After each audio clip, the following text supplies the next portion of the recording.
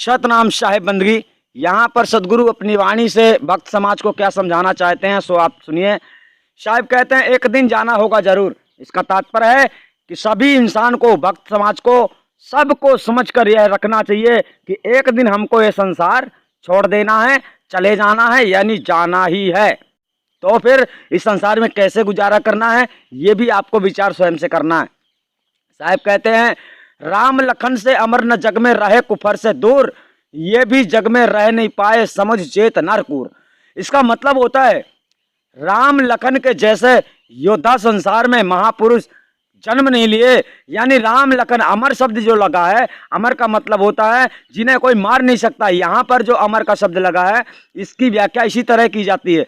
वैसे अमर का मतलब सत्यलोक जाना होता है, अमरपुर जाना होता है, परंतु यहाँ पर जो अमर का शब्द लगा हुआ है यानी यहाँ पर राम लखन की बात आई है जो ऐसे योद्धा हैं जिनको कोई मतलब मार ही नहीं सकता था। इस प्रकार से सदगुरु बच्चे समझा रहे हैं कि राम लखन से अमर न जग में, अर्थात उन्हें मारने वाला कोई संसार में नहीं था, फिर भी ऐसे संसार में आकर उन्होंने क्या किया है, रहे कुफर से दूर। रहे कुफर से दूर का मतलब होता है जीवन का जो अंतिम कारण होता है, जीवन का जो उद्देश्य होता है वो पूरा नहीं हुआ, अर्थात मनुष्य का शरीर जिस लिए मिलता है वो कार्य पूरा नहीं हुआ। कहते हैं राम न सके नाम गुड़ गई। कहने का तात्पर्य यहाँ पर रहे कुफर से दूर। कुफर शब्द जो लगा हुआ है, कुफर का मतलब यही है कि जीवन सार्थक नहीं हुआ, मोक्ष गति नहीं हुई, मोक्ष की प्राप्ति नहीं हुई, उससे वो दूर ही रहे। इतना ताकत था, इतना धन था, इतना दौलत था, इतना सब कुछ था, लेकिन फिर भी उन्हें कामयाबी नहीं मिली। वे भी जग में, अब रह गई बात आने आ गई कि वे भी संसार में रह नहीं पाए। जो कहने का तात्पर्य जिन्हें कोई मार नहीं सकता था। तो ये सब किसका किया कराया है, यानी यही सब काल निरंजन की दशा है जो दुनिया में किसी को नहीं रहने देता है। वे भी जग में रह नहीं पाए समझ चेतना नूर। यहाँ पर आपको अपनी तरफ से समझना है कि आप कितना भी घमंड करते हो या कितना भी आपके पास धन दौलत है या कुछ भी है आपके पास, लेकिन आपको सब कुछ छोड़कर एक ना एक दिन जाना ही पड़ेगा। अगर आप समझ लेते हो, सदगुरु की शरण में आ जाते हो तो जीवन सफल हो जाता है।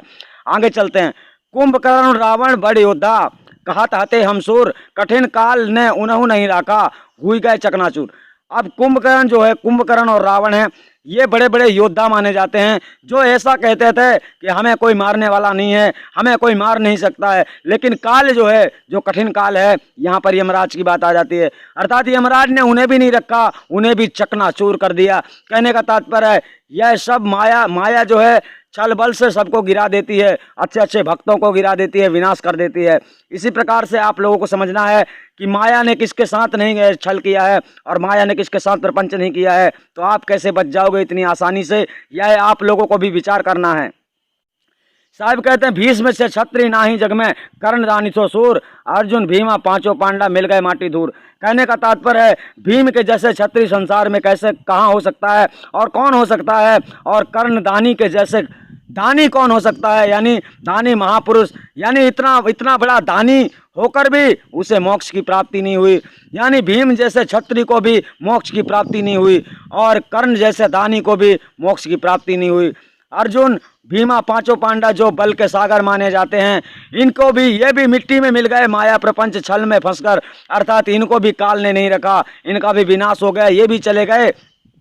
पीर साहिब कहते हैं पानी पवन आकाश उजन्य जय हैं चंदासुर, कहें कबीर भजन कब करियो ठाड़ो काल हजूर। इसका तात्पर्य हो जाता है कि ये पानी जिसे तुम रोज पीते हो, ये पवन जिसके सहारे श्वास लेते हो, ये आकाश जो तुम्हें 24 घंटा दिखाई देता है, ये चंद्रमा, ये सूर्य, यह सब कुछ एक ना एक दिन जाने ही वाले हैं। अर्थात तुम कब भजन करोगे मनुष्य का तन पाकर, भजन कब करोगे, कब सदगुरु की शरण में जाओगे, यहाँ तो तुम्हारे सामने 24 घंटा काल मौजूद रहता है, यानी काल खड़ा ही रहता है सर पे, ना जाने कितनी समय तुम्हारे साथ क्या घटना कर सकता है। इसलिए ठाड़े काल हजूर सदगुरु कह रहे कि अच्छे काम में और सदगुरु की शरण जाने में जरा भी देरी मत करें, क्योंकि वो तुम्हें पहले ही वहाँ पहुँचने नहीं देगा अगर तुम्हारी स्थिति सही नहीं हुई तो। कहने का तात्पर्य है कि काल सामने खड़ा है और तत्काल यानी सामने ही खड़ा हर व्यक्ति आपके लिए काल ही है, क्योंकि आप जिससे तर्क वितर्क करते हो वही तुम्हारा काल बन सकता है। इसलिए संसार में चलना बड़ा कठिन है। काल जो है तुम्हारे सामने मौजूद खड़ा रहता है, किस रूप में खड़ा है इस बात को आपको जानकारी नहीं रहती है। इसीलिए आपको इस बात का ज्ञान नहीं होता है कि हमें क्या करना चाहिए क्या नहीं करना चाहिए। इसलिए संसार में बहुत सोच समझ कर चलना चाहिए। एक दिन जाना है, चले जाना है, ये निश्चित रूप से समझ लेना चाहिए और सद्गुरु की शरण में आकर सत्य मार्ग चलना चाहिए, ताकि सत्य मार्ग को धारण करके आप मोक्ष गति की प्राप्ति कर सकें और संसार में 84 लाख योनियों के दुख सागर से छूट सकें। आप लोग समझ गए होंगे। सतनाम साहिब बंदगी।